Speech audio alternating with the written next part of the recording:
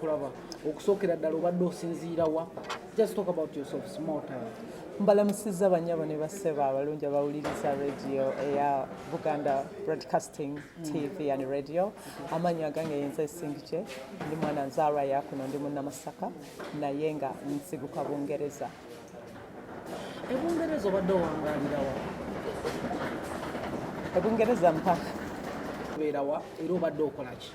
Ebungereza nze wembeera nga siri muyimbi ndi musomesa amasomero aga primary nga ngasomesa subjects zonna ate nga n'okuyimba era nga somesa n'okuyimba. Mpangalira mu kibuga ekikulu not too far bayitayo North London, mu Luganda bandikiise waggulu amambuka ga kibuga ekikulu London. Okay. Yeah.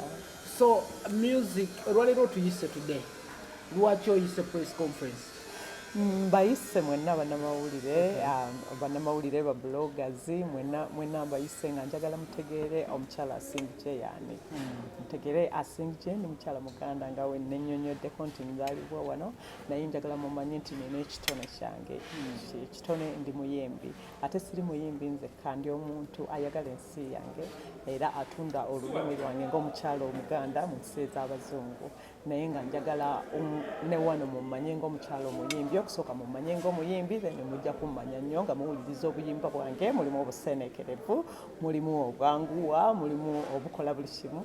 Then we munaamala okuwulira ekitone kyange eky'okuyimba ne mumpuliriza ne munjagala, mugenda kummanya nnyo ebintu ebirala bye nkola ebiri alongside music. Okuyimba okutandikira wa? Uganda eri gy'obadde wangaalira? Okuyimba nakutandika so far away from nga nkyali mu ssomero, nga ndi mu ssomero nga ndi mwana muto nga nkula. Kati we ŋŋenda nga nkula olw'okuba nti wano nakulira mu environment ya music nga womanyi Uganda, abantu bonna bawuliriza music, baagala music.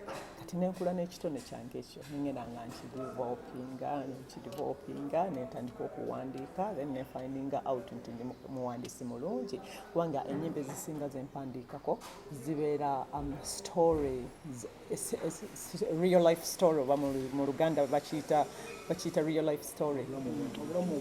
Mu bulamu obw'obulijjo buli muntu yenna ekintu kyasobola to relate, omuntu kyasobola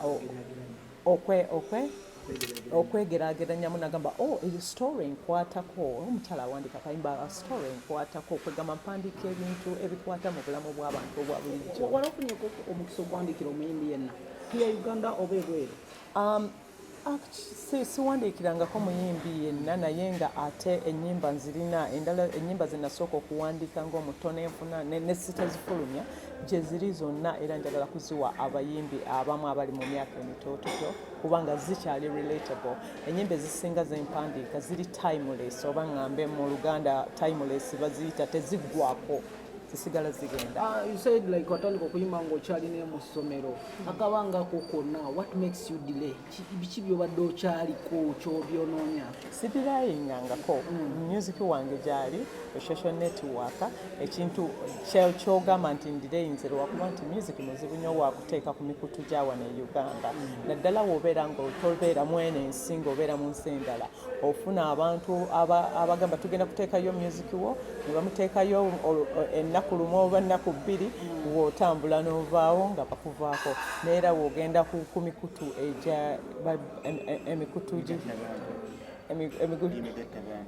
emigatta bantu, music wange omulaba nga waliyo music nga wa myaka 10 omusangayo album gye ziri. Nawuliddeko nti olina bandi gye wakola, ogitandika ddi era erimu baani?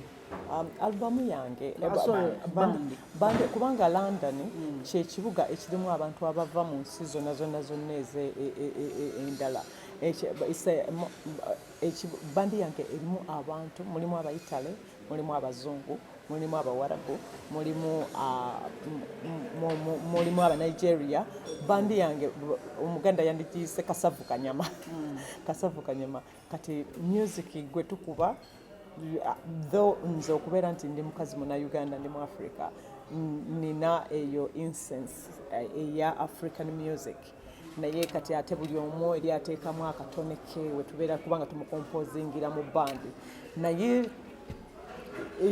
mulungi tumukuba abantu banyumirwa ebifo bibeera sold out those little small venues in London zibeera sold out abantu banyumirwa nga we tugamba nti music alina olulimi lumu talina lulimi abantu bamunyumirwa era bamwetamira wakomeddewo Uganda so that you can ebyenfuga nze ng'omuntu ebyobufuzi nze ng'omuntu siri faani waabyo siryagalangako taata wange yali musajja nga musajja muntu wa kabaka nze ng'omuntu ndi writer ate ndi composer saagalangako bintu bya bufuzi era sisuubira nti ekitone kyange ekyokuyimba kirina wekyekuutiza mu bintu by'obufuzi njagala saagala kweremesa nga neteekako emirimu emirala egigenda okunziyiza okukola ekintu kyensinga okwagala kubanga ate waliwo ebintu ebirala ebitwala obulamu bwange nga ndi passionate ku byo nze okubeera nti nno omulimu gwange gwe neerondera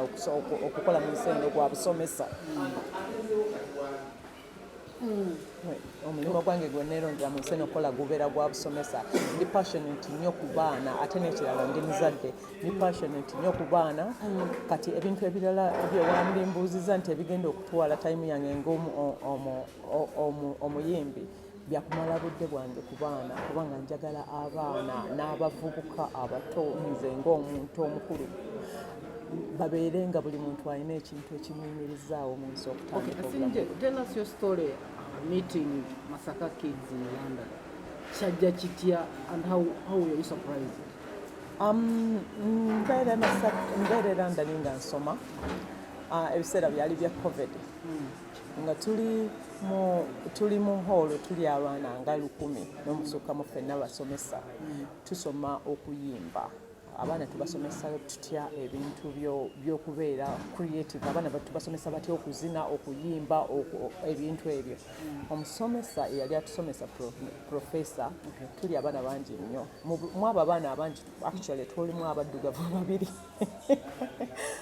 nga alaga vidiyo ya Masaka Kids bwe balaga vidiyo ya Masaka Kids abaana bonna bali overwhelmed okulaba abaana abato bwe batyo nga basobola okuzina bwe batyo they are confident, they are resilient, they are determined, they love what they are doing nga kye bakola bakyagala buli muntu ya ice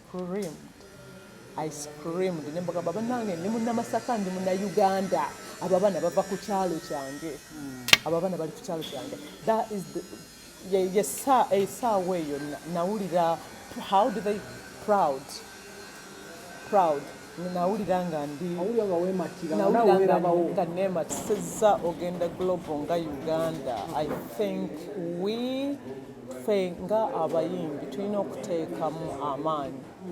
okuteekamu amaanyi mu muziki waffe nga ffe tulina ebintu ebirala bye tulina maybe okulongosaamuko mu music kubanga music is art kuba kuyiiya waliwo ne tutalemera ku ngoma zezimu ne tubayo nga ku ngoma z'Abanigeria kasavu kanyama ne tumikisinga ne tumanya okugamba ffe nga Abannayuganda music waffe batuuke ku mutindo ogwina we balina okubeera.